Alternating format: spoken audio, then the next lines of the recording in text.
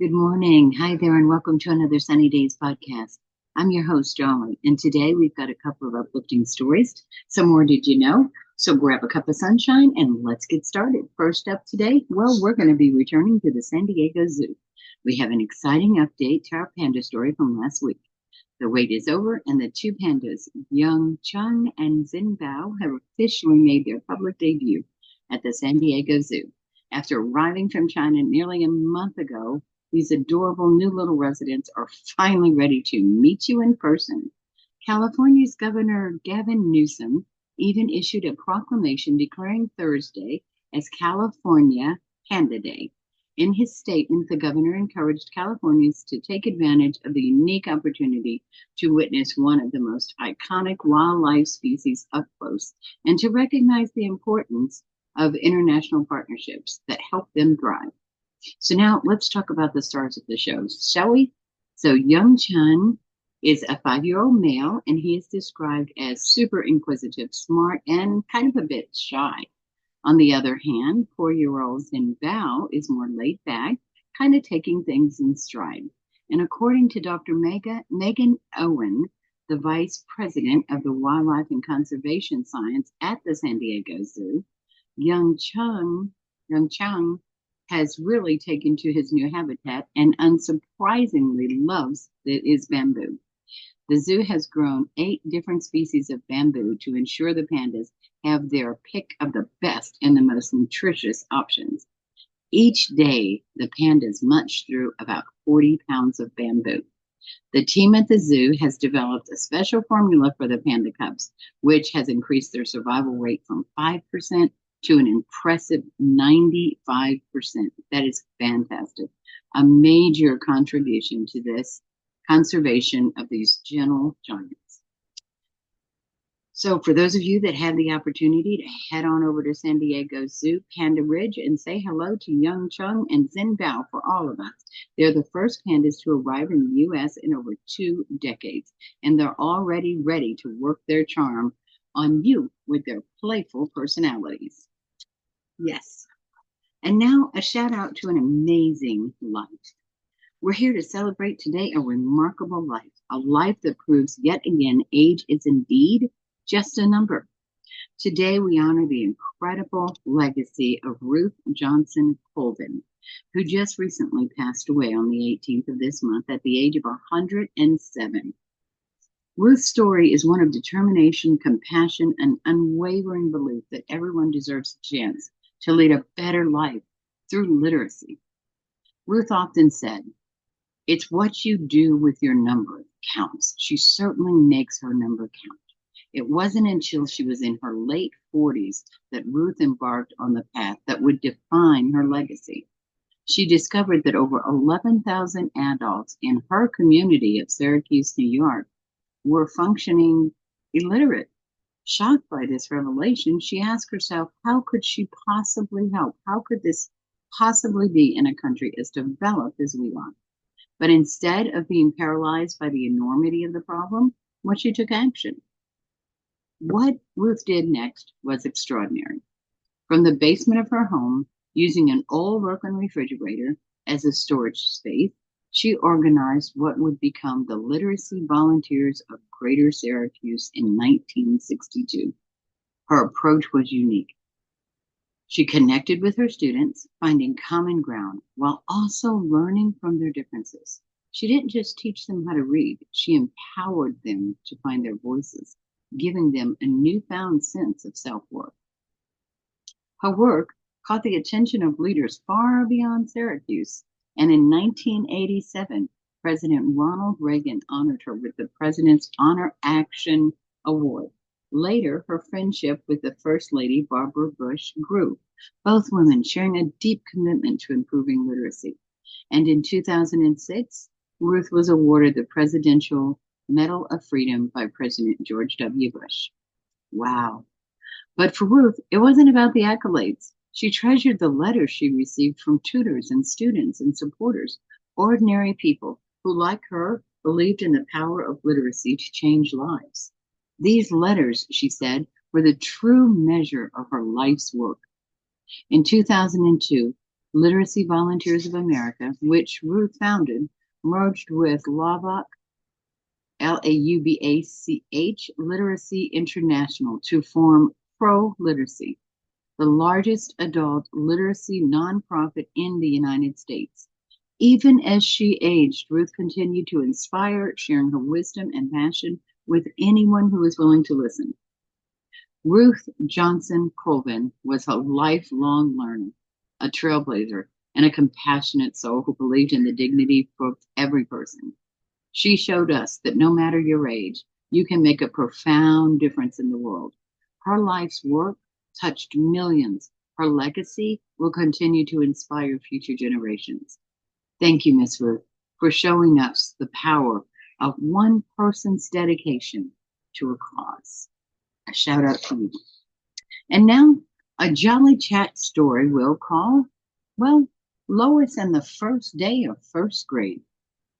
The sun had barely risen, casting a golden glow over the little town of Maplewood, when 7-year-old Lois popped out of bed. Today was the day she had been waiting for all summer, the first day of first grade. She could hardly contain her excitement. Lois loved learning new things, and the joy of meeting her teacher and making new friends, it just filled her with joy. Lois quickly got dressed in her favorite outfit, a bright yellow dress with little daisies on it, and her mom helped her tie her curly hair into 2 neat pigtails as they sat down for breakfast. Lois could hardly eat the pancakes. Her mind was racing with thoughts of the day ahead. Mom, do you think I'll make new friends today? Lois asked, her big brown eyes wide with anticipation. Of course you will, sweetheart, her mom replied with a smile. You're such a kind and friendly girl. Everyone will want to be your friend. Lois beamed at her mom's words. With her backpack slung over her shoulders and a brand new lunchbox in hand, Lois and her mom walked to Maplewood Elementary School. The closer they got, the louder the buzz of excitement grew as children chattered and laughed, all ready for the new school year. When they arrived at Lois's school, Lois's heart began to race with excitement. The schoolyard was full of children, some hugging their parents goodbye, others reuniting with old friends. Lois took a deep breath, hugged her mom tightly, and then walked towards the big double doors that led to her classroom. Inside the classroom was colorful and welcoming. The walls were adorned with bright posters of the alphabet, the numbers, cheerful animals. Lois spotted her name on the desk next to the window, written in neat, bold letters. She smiled to herself, feeling a sense of belonging already. Good morning, class. A warm voice rang out. Lois turned to see a woman standing in the front of the room. She had kind eyes and a gentle smile. My name is Mrs. Henderson, and I'll be your first grade teacher this year. Lois felt a rush of excitement. Mrs. Henderson seemed so nice. As the teacher went around the room, introducing herself to each student, Lois couldn't wait for her turn. When Mrs. Henderson reached Lois, she knelt down to her eye level. Hello, Lois. I'm so glad you're in my class, Mrs. Henderson said. Me too, Lois replied, her smile stretching from ear to ear. I can't wait to learn new things and make new friends. Mrs. Henderson smiled back. I'm sure you will, Lois. We're going to have a wonderful year this year. As the morning passed, Lois quickly settled into the rhythm of the classroom. They started the day with a story about a curious little mouse who loved to read, just like Lois. When it was time to do some math, Lois eagerly raised her hand to answer questions. She loved the feeling of figuring things out and sharing what she knew. During recess, Lois found herself standing by the swing set, watching the other children play. She noticed a girl nearby, looking a bit shy and unsure. Lois remembered what her mom had said about being kind and friendly, so she took a deep breath and walked over. Hi, I'm Lois. Do you want to play with me? She asked with a smile. The girl looked up and smiled back. I'm Emma. I'd love to. The two girls spent the rest of the recess laughing and playing together, swinging as high as they could and imagining they were flying like birds. By the time the bell rang, signaling the end of recess, Lois felt she had already made a new best friend. As the day came to an end, Lois walked out of the school with her mom, her heart full of happiness. She had met a wonderful teacher, she had made a new friend, and she had a feeling that the first grade was going to be the best year yet. How was your day, Lois? Her mother asked as they walked home. It was amazing, Mom, Lois replied, her voice filled with joy. I made a new friend, and Mrs. Henderson is the nicest teacher ever. I can't wait to go back tomorrow. And as the sun set on the first day of the first grade, Lois knew this was just the beginning of a year filled with learning, laughter, and new friendships. So here's to school beginning for 2024-2025 year. You guys have a great time. All right, and now some fun facts. Well, in honor of Miss Ruth and all those who don't think about what age they are when they decide to jump in and speed things up, some fun facts about aging. Age and happiness. Did you know that research shows that people often become happier as they age? This phenomenon is known as the U-shaped curve of happiness, where happiness tends to dip in midlife but rises again in older age, often peaking in the 60s and 70s. And the oldest living person, as of 2024, the oldest living person on record was Jean Clement from France, who lived to be 122 years and 164 days old. She attributed her longevity to a diet rich in olive oil and a positive attitude. I believe that, absolutely believe that. And brain plasticity. Contrary to the old belief that brain function declines irreversibly with age, modern neuroscience has shown that the brain remains plastic or capable of forming new connections well into old age, meaning we can continue learning new things throughout our lives. No reason for not trying. And how about elder Olympians? Well, the Senior Olympics, also known as the National Senior Games, is a multi-sport event in the U.S. for athletes 50 and over. Participants compete in a wide range of sports, including track and field, swimming, tennis, proving that physical fitness can be maintained well into older age. And one last thing, the wrinkle myth. Not all wrinkles are created equal. Wrinkles from smiling, known as laugh line or crow's feet, are often seen as more positive and attractive than wrinkles caused by frowning. So keep smiling. It's good for your looks and it's good for your mood. Remember, a smile is just a frown turned upside down. My friend, remember that song? Okay, and now, how about some real did you know facts about the month of August? Well, it was named after Augustus Caesar. August was named in honor of Augustus Caesar, the first Roman emperor. Do you know it always goes back to Roman when we're doing our history? That tells us a lot, doesn't it? We always know where to go look. Okay, before that it was called Sextilis, as it was the 6th month of the original Roman calendar. Y'all, don't come at me about my words. You know how I mess them up. All right, now, another did you know fact. Did you know the only month without a major holiday in the U.S. is August? That's right. August is the only month in the United States that doesn't have a major federal holiday. However, it is often celebrated with various local events, festivities, the ending of summer events, the going back to school events.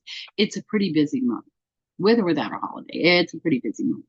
And how about the birthstones and the flowers? Well, did you know the birthstone for August is peridot, a green gemstone known for its association with peace, good fortune, and prosperity. The flowers for August are gladiolus and the poppy, both symbolizing strength, integrity, and beauty. And you know that phrase, the dog days of summer? Well, speaking of Roman, the dog days of summer refers to the hot and humid days of August. However, the term originated from ancient Roman times, which linked to the star Sirius, known as the dog star, which rises and sets with the sun during this time. Now, that is a fun fact. And did you know the first photograph from space, well, the first photograph of Earth from space, on August the 14th, 1959, the U.S. satellite Explorer 6 took the first ever photograph of Earth from space. This historic image was grainy, black and white view of the planet's cloud coverage, marking a major milestone in space exploration. And that was in 1959. And a fun day for August. International Beer Day, celebrated the first Friday of August. Oops, I hope we didn't miss that one for you guys. International Beer Day is a global celebration of beer, taking place in pubs and breweries and backyards worldwide. It's a day to appreciate the craft of brewing and to enjoy beer with your friends. I like that. All right, so those are some fun facts about the month of August. And now let's head on over to our entertainment news and find out what's going on in the world of movies in the theater. Well, here are some of the top movies out of the theater this month, and I'd rather say it's an interesting bunch. Maybe a little scary there. Okay, up number one is Borderlands, directed by Eli Roth. This is a sci-fi action film which stars Cate Blanchett and Kevin Hart. Set in outer space, the movie involves epic battles with aliens and monsters and bandits. It was released August the 9th and has been a significant draw for sci-fi fans. All right. And Trap, this horror thriller, features Josh Hartnett as a father who, along with his daughter, discovers something sinister happening during a concert. The film has been well received for its suspenseful atmosphere. Also out there, released August the 16th, is Alien Romulus, a continuation of the Alien franchise. This movie, produced by Ridley Scott, produced by Ridley Scott, follows a new crew facing terror in space. And there's Blink Twice. This thriller starring Channing Tatum in a darker role as a tech playboy who invites a cocktail waitress to his private island, leading to the unexpected and dangerous events that follow. Set to be released August the 23rd, so we are right there at release time now. And then there is The Crow, a reboot of the 1994 cult classic. This version stars Bill Skarsgård and FKA Twigs. It's been highly anticipated and is almost ready for releasing. I think the last date on that also was the 23rd, so it should pretty much be out. Okay, and now here's a few for the kiddos. My Penguin Friend, which was just released August the 16th. This is a heartwarming feature. Jo, a fisherman who rescues a penguin covered in oil.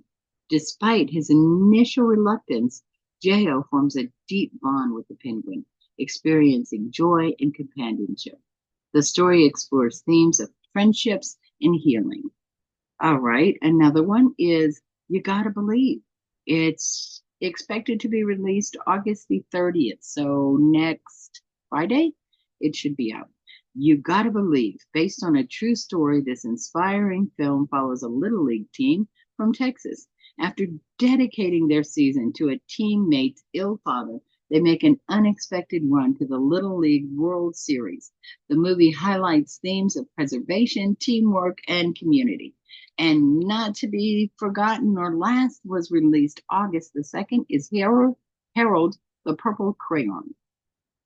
In this animated adaptation of the classic children's book, young Harold uses his purple crayon to draw and navigate through magical worlds. The film creates creativity and the power of imagination, making it a delightful watch for children and families. And that is what's happening in your movie world. And what's happening in the music world? Well, let's take a couple of the top hits. We've got Post Malone at number 1 this past week with F1 Trilogy. We've got Chappelle Roan with The Rise and Fall of Midwest Princess Island, or Princess. Taylor Swift, Tortured Poets Department. Morgan Walden is out there with One Thing at a Time. Miss Billie Eilish, Hit Me Hard and Soft. Zach Bryan, The Great American Bar Scene. All right, we've got some good one. Also out there is Twisters, the album. Oh, I would love to hear that one. I'm so excited. Can't wait to see that movie. Well, as we come to the close of today's episode, let's remember that the stories we've shared can serve as a reminder of the goodness that surrounds us each and every day. Beauty is in the eye of the beholder. So find your beauty and shine and share it. Remember to spread love, joy, and positivity whenever and wherever you go. We'll see you next week for some more stories, some more entertainment news, some fun facts. And until then, peace and love always. And thank you for tuning in to the Sunny Days podcast. Have a wonderful week, folks.